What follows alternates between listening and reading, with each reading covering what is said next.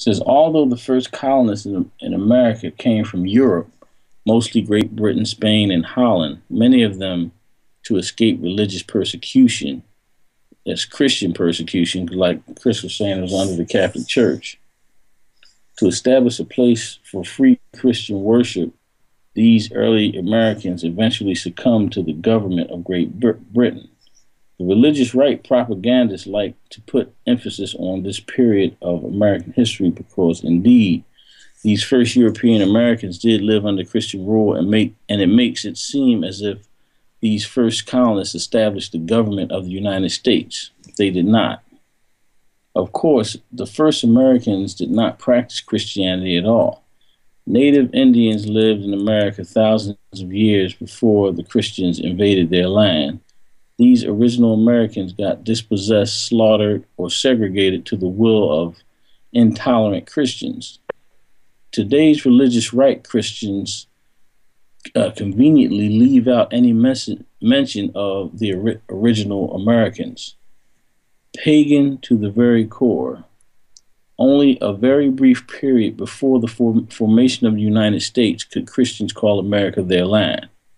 The following gives a brief historical summary. It says the Spanish founded the first European colony in North America at St. Augustine, Florida, 1565. In 1607, the London Company founded the Jamestown colony. In 1620, the Mayflower ship lands at Cape Cod, Massachusetts, and its colonists formed the Mayflower Compact, a true Christian document to establish a form of local government. Of these early Christian colonies, the Puritans became so religiously intolerant that a few of the colonists began to rebel. In 1636, Roger Williams founded Providence in Rhode Island because his fellow Christians banished him from Massachusetts. Why? Because of his new and dangerous opinions calling for religious and political freedoms, including separation of church and state. Providence then became a haven for many other colonists fleeing religious intolerance. Just a few years later, in 1646, the Massachusetts General Court approved a law that made religious heresy punishable by death. In 1692, hysteria gripped Salem, Massachusetts, as suspects accused of witchcraft got arrested and imprisoned. These religious Puritans accused 150 people of their own citizens, and they executed 20 of them. In 1700, Massachusetts passed a law ordering all Roman Catholic priests to leave the colony within 3 months upon penalty of life imprisonment or execution. New York passes a similar law. In 1702 in Maryland, the Anglican Church gets established as the official church. In 1706, South Carolina also establishes the Anglican Church as its official church. All of this occurred well before the establishment of the United States. These early European Americans began to feel very suspicious of the growing encroachment of Christianity upon government and personal freedoms. By the mid-1750s, few of the colonists began to introduce heretical ideas. Benjamin Franklin publishes Poor Richard's Almanac, and he begins to question Christian principles. More and more Americans became wary of religious and political impositions on their life. In January of 1776, Thomas Paine publishes Common Sense in Philadelphia, which criticized King George III's allegiance to monarchy and argues for American independence. It becomes an instant bestseller. A pagan deist would later write Age of Reason, where he rejected Judeo-Christian tenets and scriptures. Remember that at this time the colonies belonged to Great Britain.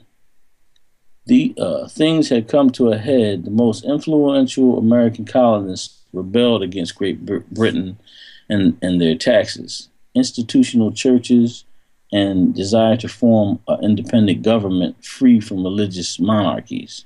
On July 4th, 1776, the Declaration of Independence, written by a pagan deist, announced their independence to the world. The Declaration of Independence, a pagan document. Although strictly not a lawful document, the Declaration of Independence, a pre-government document, revealed the first attempt by the American colonists to establish their own independence from Great Britain. The Declaration also mentions God, where the religious right of modern times have tried to use as evidence for their Christian God. But does the God of the Declaration speak about a biblical God? No, not at all. Clearly, the God mentioned describes a pagan concept. Look at the Declaration's words directly. When, in the course of human events, it becomes necessary for one people to dissolve the political bands which have connected them with another, and to assume among the powers of the earth the separate and equal station to which the laws of nature and of nature's God entitle them, a decent respect to the opinions of mankind requires that they should declare the causes which impel them to the separation.